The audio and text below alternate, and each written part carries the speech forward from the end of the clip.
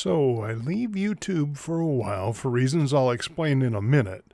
And when I come back, I see that everything has changed for drone owners. What the hell is going on? Let's talk about it.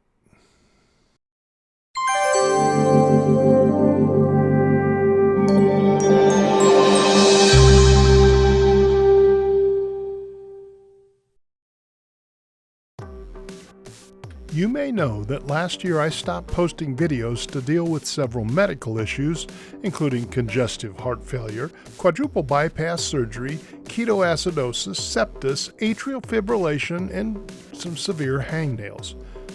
Okay, maybe not the hangnails, but yeah, it was a really crazy year. At one point, I posted an update video to say I was getting back on my feet and would start doing videos again. To which my body said, "Oh, really?"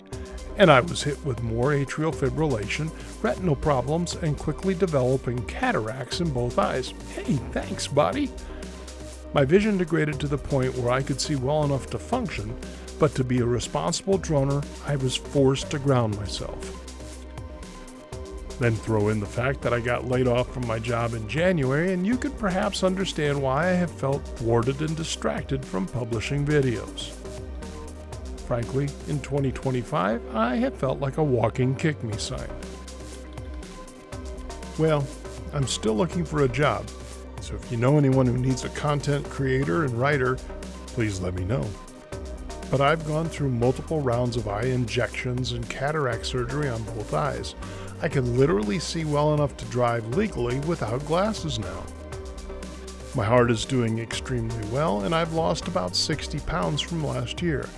All that's to say, I was feeling excited about getting back into doing videos for my two content channels, Jeff Sebelius and Family Travel Photos. I just published a video about going to the Titanic Exhibition at Family Travel Photos. It's online now if you want to check it out.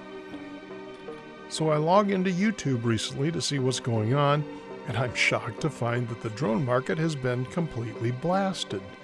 DJI has abandoned the American drone market, other than to sneak out a drone or two under another company name. Not sure what happened to awhile, but the prices for their drones look insane. Paradise is still around, I guess, if you want to spend $7,000 for one. Right now it appears that the only consumer-level drones you can buy are mini drones. As you know, the government says you must jump through hoops to fly a drone that weighs more than 250 grams. Hell, I've had farts that weigh more than 250 grams. So everyone wants to sell mini drones, which we all know are more affected by wind than larger, more robust drones. In typical government fashion, we are coerced to buy drones that are less safe, all in the name of being more safe. You just can't make this stuff up. But that's where we are. So in my next videos, I will talk about some of your current choices for mini drones. I have ordered the Potensic Atom 2 and the Skyrover X1 and will be testing those out in the coming days. I also have a DJI Mini 4K to try out, even though it appears you can't buy this drone in the US right now. I also have some ideas for drone tutorials to work on that aren't specific to any brand or model of drone. It's great to be talking to you guys again, and I'm really excited to get back into producing videos and being able to see the damn things to make it happen.